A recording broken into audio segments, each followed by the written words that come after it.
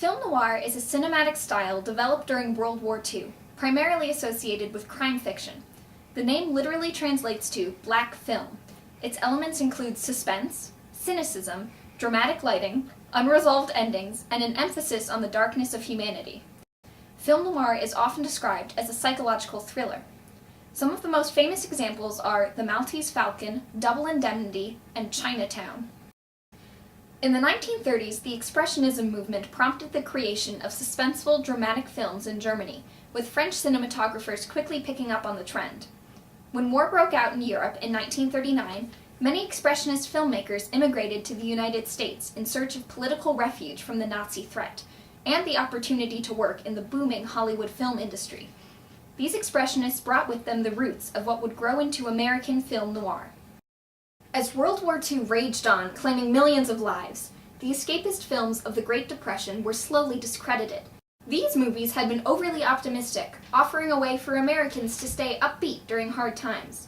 But as the ugly reality of war took hold of the country, it also took hold of the entertainment industry.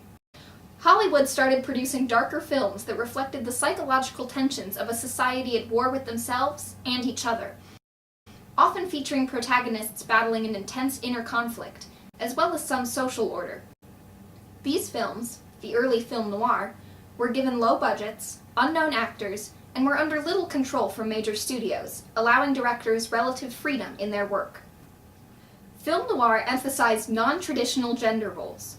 While most other films of the era encouraged women to stay at home and choose love over ambition, noir women, called femme fatale, rejected societal standards, asserting their independence and power.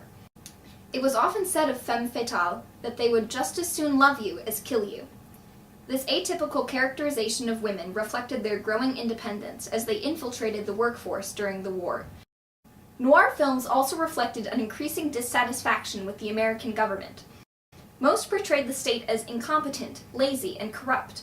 Protagonists were loners, rebels, and often criminals. They sought out justice, but not through courts or lawyers.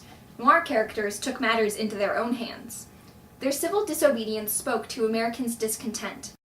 Especially after the death of Franklin D. Roosevelt and the bombing of Hiroshima, many felt abandoned and betrayed by their leaders, ashamed of the actions of their government. They related to the sentiments of noir characters. From dissociation to feminism to societal anxiety, film noir represented the changes and influences of World War II on American culture.